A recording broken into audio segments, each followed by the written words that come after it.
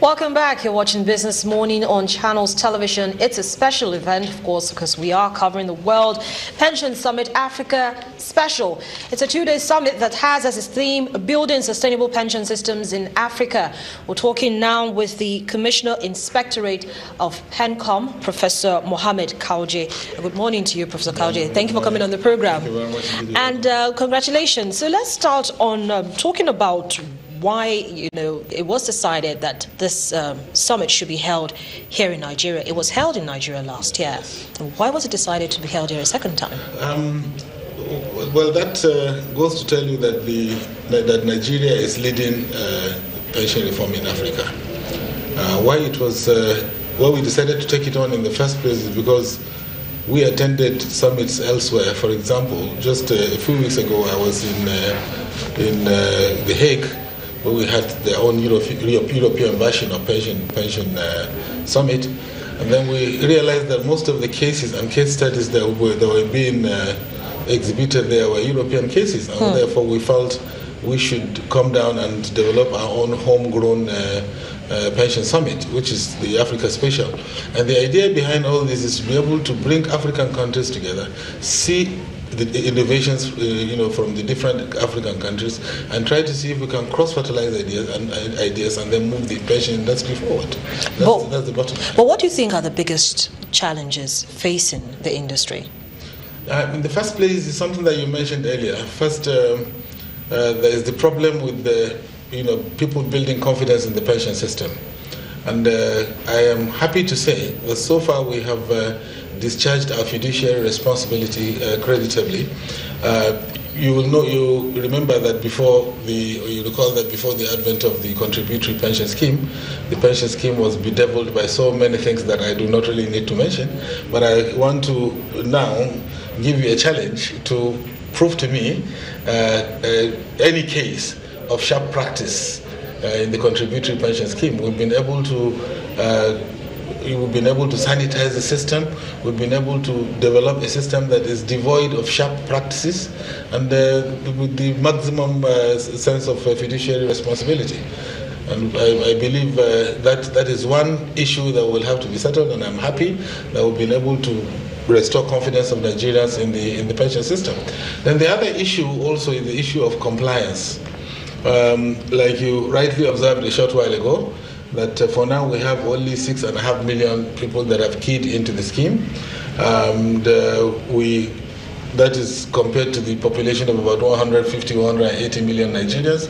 So you can see that there is a lot needs to be done in terms of trying to ensure compliance, and the National Pension Commission is really working very hard. It is gladdening to note that a lot of states are actually keen into the scheme, and not the majority, I would say, but a lot of them have joined the scheme, and quite a substantial number are at different stages of compliance. So I'm sure maybe by the time we have the next pension summit, we'll have something to smile about in terms of increased coverage. Well, fingers crossed on that one. Let's talk a little bit more about regulatory oversight, because that's what basically PENCOM does. Now, in cases where individuals have been either affected by sharp practices from pension fund administrators, has the organization, has PENCOM actually taken punitive measures against such PFAs?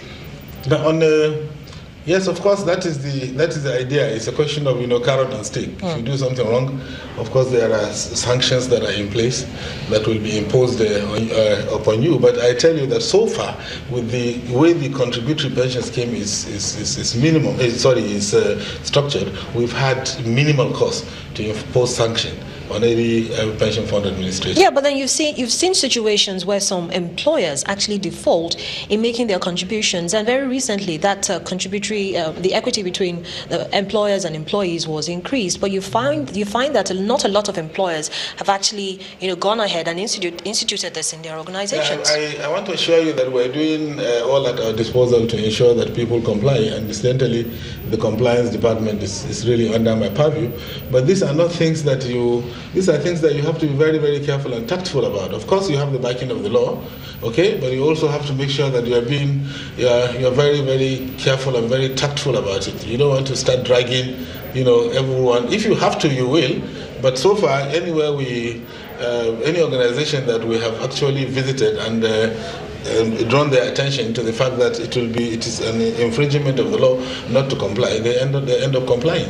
So this is something that is ongoing, and our aim is to make sure that we have 100% compliance. And I hope we are going to have 100% compliance. And that is eventually what we intend to have. But I agree with you that some cases, there are certain problematic cases, but I believe we have the necessary backing of the law, and we are also equal to the task. Well, in terms of all those problematic cases, could you just give us a little hint of what exactly that you do with regards sanctions and punitive measures? I'm particularly interested in that because we've had situations where some employees have had issues with regards to this contributory scheme, and they feel that they've not gotten proper redress to those issues that have been raised. The thing is, the issue is we are empowered by the law to prosecute, organizations for non-compliance. Okay. Then do you also give protection? Do you give protection for employers or employees who actually whistleblow? Yes, of course. If any whistleblower comes to us, is protected. In fact, if you give us information, we do not divulge our source of information. Okay, and in fact, such people are adequately protected. What I'm saying is, you see, we have the backing of the law. We can prosecute. We have certain cases, in fact, in court, prosecuting people for non-compliance. But then this is something that you and I, must understand that should be done at the last resort.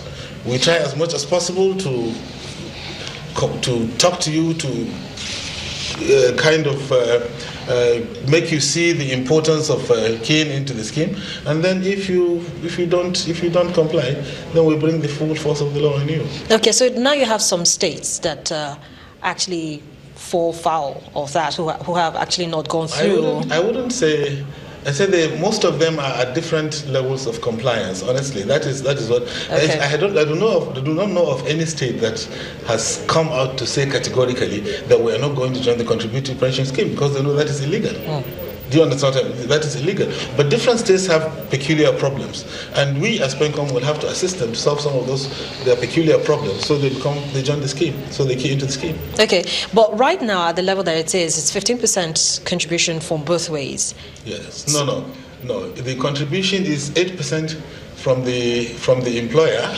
Sorry, 8% from the employee, and then 12% from the employer. So that's 20%. Yes. I remember that, and I deliberately said it was 15% because when it did come out that there had been a revised, there was a revision in the contributory scheme to 20%, a lot of people still felt it was still low, that it could have been jacked up to as much as 30%. Why is it that the contributory scheme in Nigeria is as low as it is, 20%? Yeah, I quite understand. In the first place, it was 7.5 from the employer, and then 7.5 from the employee.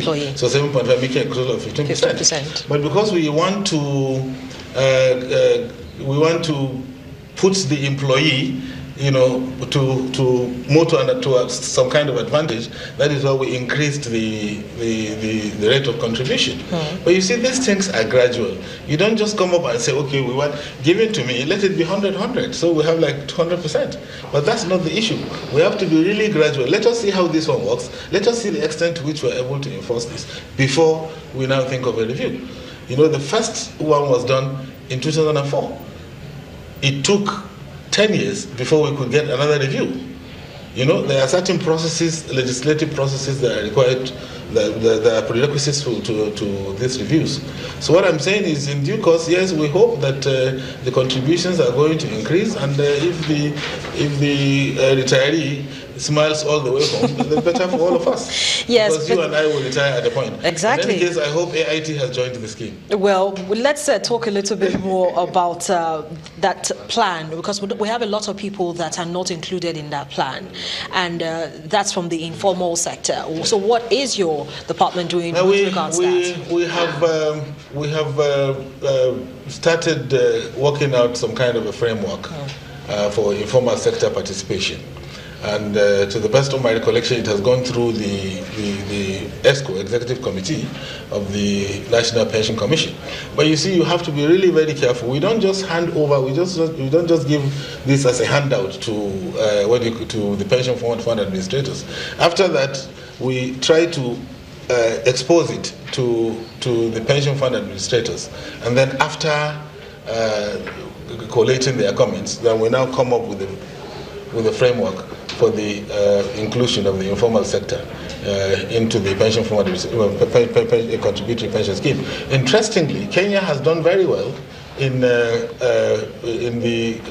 informal sector pensions, and they are here. We have invited them, and in fact, we are going to also sit down with them, try to see what we can learn from how they went about it.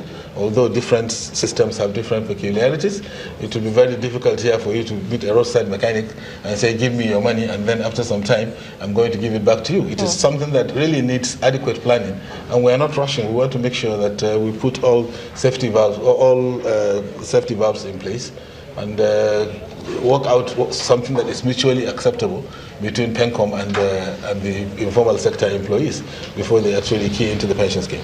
Okay, Professor Kaoje, just before we continue this conversation, just to let our viewers know that the Pension Summit has actually kicked off. There are various plenary sessions that will be going on today, and Channels Television will be covering most of them and bringing you live updates from the venue here in the nation's capital territory, Abuja. I still have here with me Professor Kaoje, and we're talking contributions. I'll still go back to just before, because we've talked about the informal sector, and let's talk a little bit more about the contributions. And I just got data that employers contribute 10% and employees 8%. So no, 8, 12.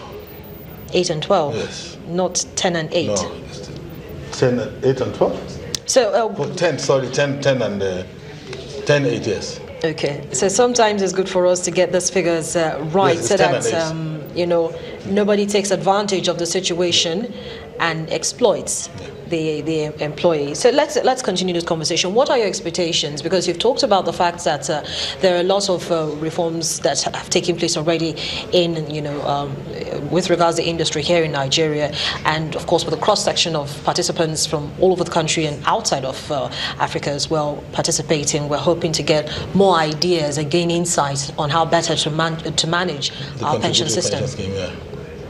So what was the question? Sorry? Yes. So what are your expectations? Is what I'm asking. No. What I expect is people are coming from all over the place, from all over Africa. We're going to study their pension system. They are going to talk to us about their pension system. They will talk to us about some of the innovations they've come up with. We'll also talk to them about ours. And in the final analysis, we expect that we are going to marry all these ideas together and come up with something that's really very cogent and workable that we can apply to our contributory pension system in Nigeria. So, Professor Kaoje, I'm not going to let you go just yet. We're going to come back and continue this conversation. Of course, we're going to be focusing on some of the issues that will be raised, at the summit, and how we're expecting Nigeria, particularly, to gain from it. Okay, thank you. Business Morning continues in just a moment. Please stay with us.